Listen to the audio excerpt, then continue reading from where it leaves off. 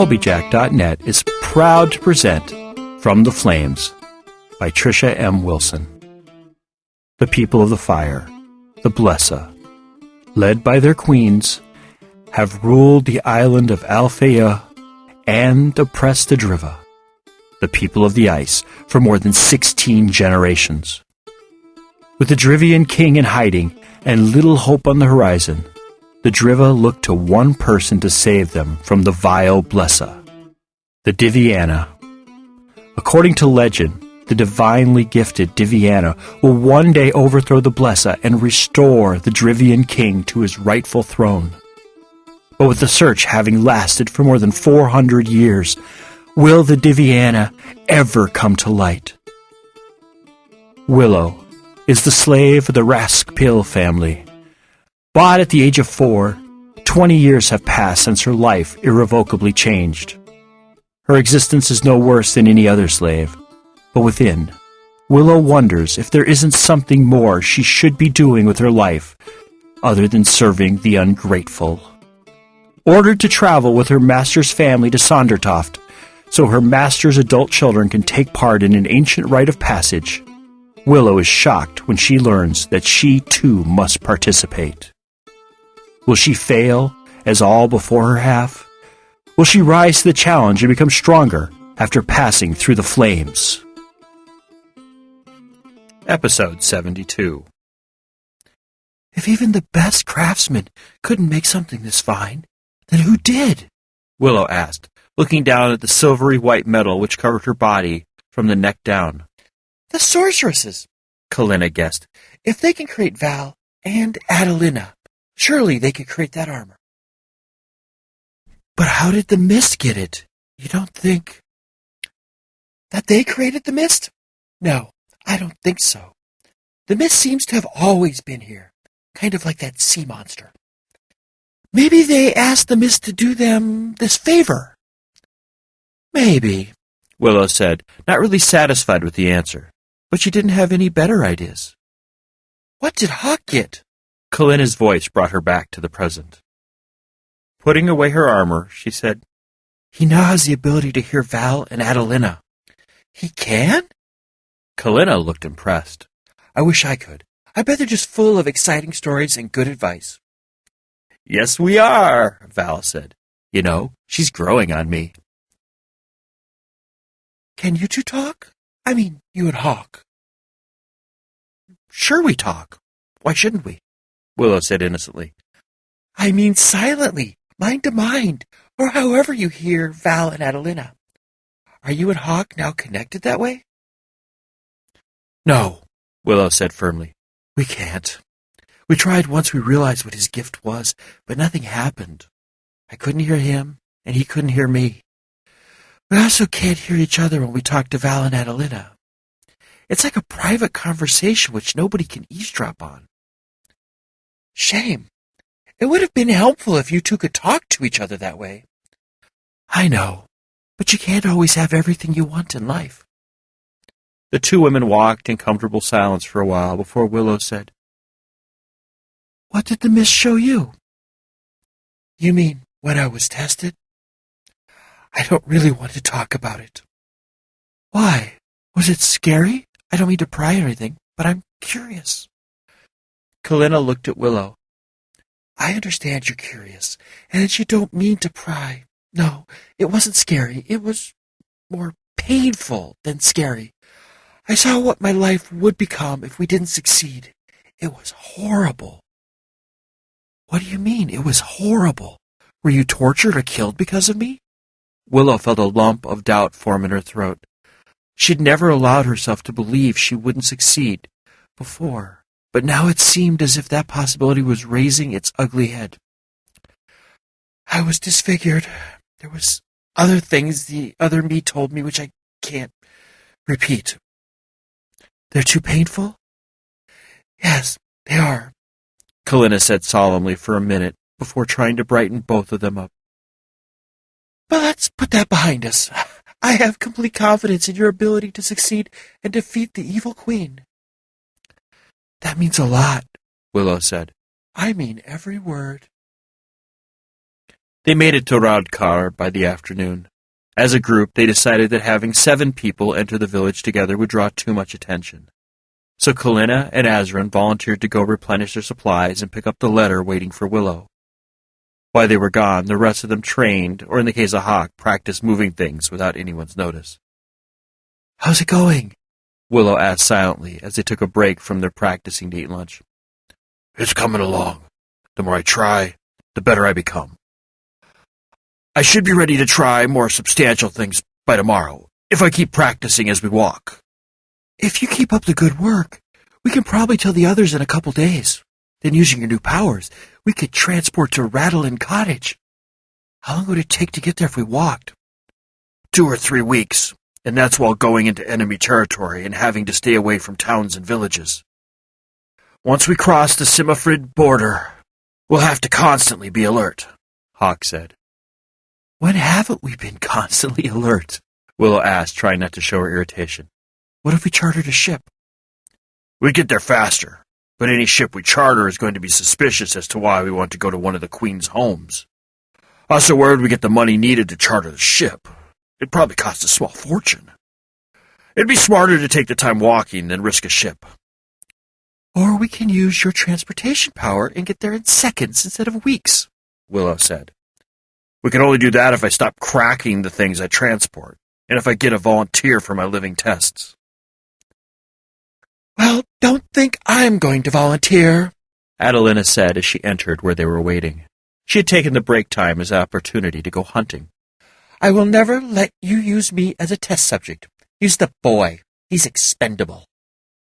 "Sigurd is not expendable, no matter how mad he makes me," Willow said, not really surprised at Adelina's suggestion.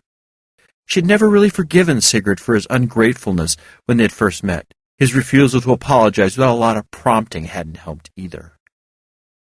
"Then use one of the others. They haven't done anything of importance as of yet." "You know," Hawk said aloud, "she has an uncomfortable lack of respect for the lives of humans." "You're just now figuring that out?" Val quipped. "Pay more attention or the dirt beneath your feet might disappear without you noticing." "Not all humans," Adelina said. "Just the ones I don't know well, or the ones I know too well and don't care about." "That makes us feel so much better," Willow said, laughing with Hawk. "What makes you feel better?" Sigurd asked from behind her. Willow stopped laughing. "Nothing concerning you," she said coolly. "Can we talk alone?" he asked, staying where he was. "I can't imagine we have anything to talk about," she responded, "unless you're ready to apologize." "Will you just come with me?" he asked. "What I have to say is really important." "Go with the boy, or he'll never leave us alone," Adelina said. "Fine." Willow got to her feet and followed Sigurd. He'd begun to walk into the forest the second she'd agreed to talk with him. They were about 20 feet from the others when Willow stopped. "So what did you want to say to me?" Sigurd turned to face her, running an agitated hand through his hair. "I'm sorry." She waited for a minute, but when he didn't say anything else, she said, "Sorry for what? Being rude? Inconsiderate? Treating me like a child? Why exactly are you sorry?" I'm sorry for everything I said when we were talking earlier. I shouldn't have used that tone with you. I was wrong. Please forgive me." His eyes were pleading with her to believe him, and her heart softened. "I know we each had a hard night, but that doesn't give you any excuse for your tone. But I also shouldn't have gotten so mad. It's just that I hate when you start talking to me and the others that way." I snapped. "I'm sorry, too." Sigurd moved closer to her and held out his arms. Willow went willingly into his arms, her head pillowed on his shoulder, and her arms wrapping around his body. "We've both been on edge lately, and neither of us are acting normally," he said quietly. "Why don't we forget our little spat and go on like it never happened?" Willow pulled back enough to see his face. "But I don't want to forget it. Move on, yes, but not forget. If we forget, we'll make the same mistakes again." "I never thought about it that way," he said. "Fine. We'll move on, but learn from our mistakes, so they aren't repeated. I'll work on my tone of voice when speaking to others. And I'll work on not snapping or overreacting to what someone says. Friends? he asked. Friends. Sigurd dipped his head and gave her a breath-stealing kiss, knocking all thoughts from her mind. Their lips and bodies didn't break apart until one of the others yelled into the forest, "Kalin and Azrin are back!" Sigurd lifted his head and looked down at Willow's flushed face. "Shall we go see what news they have?" She nodded, and they walked back together. "See you two made up," Val quipped the second they entered the temporary camp. "They did. His scent is all over her." "What were you two doing?" Adelina asked innocently. "That is none of your business," she said. "I'd like to know," Hawk said, his tone not happy. "We were talking." "And kissing," Adelina added. "You have to make out with him. You know how much that hurts me." Willow swallowed a sudden lump in her throat. "I didn't mean to hurt you, Hawk. I just—" "Forget it," he said, turning his back to her. "She might be receptive if you try to kiss her," Adelina suggested, butting her head against his leg. "Would you?" he asked, turning around to look at her. There was such hope in his face that her heart broke. "Yes," she said softly, "I would." Sigurd's voice broke the look between them. "Willow, didn't you hear what Kalina said?" "What? Oh no, my mind was on something else. What did you say?" she asked, looking at Kalina. "I picked up the letter for you." She handed it over. "Thanks. Hear any interesting news from the villagers?" Willow asked, putting some space between herself and Sigurd. "They were very talkative," Azrin said, sprawling on the grass. "They noticed the mist last night and were talking about how it was thicker than usual. And how it was around for longer than it ever has. The woman who gave the letter to me was very chatty. She said that never in the history of the Field of Blood has the mist stayed from sunset to sunrise. She couldn't help but wonder if it was an omen for things to come." "A good or bad omen?" Hawk asked. "She wasn't forthcoming on that front, but I could tell she hoped it would be a good omen, but feared it was bad," Kalina said. "So what's the note say?" Willow opened the note and read it. When she was finished, she said, "Aliuak says that he does have the troops to take on the Queen, and that he will get them ready. I am to let him know at least one day before I need them, so we can get them all together. I wonder what this means." "What?" Hawk asked. "This last bit, it says, 'The gods accept the peasant's proposition.' I wonder what he means by it." "Maybe he's trying to tell you something by being cryptic. But as to what it means, I haven't a clue," Sigurd said. "Anyone else have an idea?" Everyone shook their head. "I was thinking," Kalina said, "according to the people I talked to, the next town on our journey is in 3 days. If we rest up tonight, we can get an early start tomorrow." "Good idea," Hawk said. "None of us received a lot of sleep last night. Since we have a very long walk ahead, we might as well sleep now that we have the chance." Sigurd smiled and said, "Let's get to work now that that's settled. Who wants to help me get firewood?"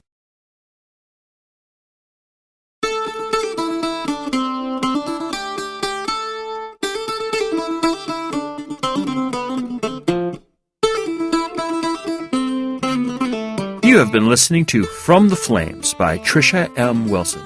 Read, recorded, mastered, encoded, and produced by Colbyjack.net.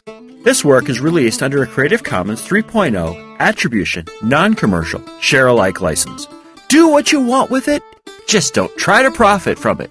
Heaven knows we can't. If you have any questions, comments, or rants you wish to share with us, we can be reached at Colbyjack.net. That's COLBYTRAX @COLBYJACK.net. Yep, I sing it too. If you want to follow the exploits of Trisha in Twitterland, just search for Lady Trisha W on Twitter, or follow the ever-dashing, courageous, hardworking, intelligent, and immensely humble Colbyjack on the Twitters as well. If you find that you can't just wait to find out what will happen with Willow, the strong dude and the annoying dude, be heartened to know that From the Flames is available from Amazon, Barnes & Noble, and Smashwords, as well as from our little shop. Didn't you know about our little shop? Why, yes, we have a little shop located at shop. That's shop.colbyjack.net. That's shop.colbyjack.net. Yeah, real original there.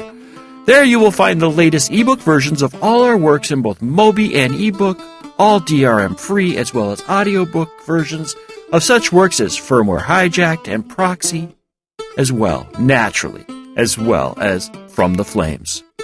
The audiobooks differ from the podcasts in that the headers and bumpers only run once, and the episodes are grouped into hour-long episodes for easy burning to CD or for downloading on the go. If you find you don't need any stuff, but just want to thank us monetarily for our efforts here, just head on over to Colbyjack.net, select either audio or visual, and look for the donate button located on the blog roll. Well, anyway, thank you for listening. Have a wonderful week, and remember to be fabulous.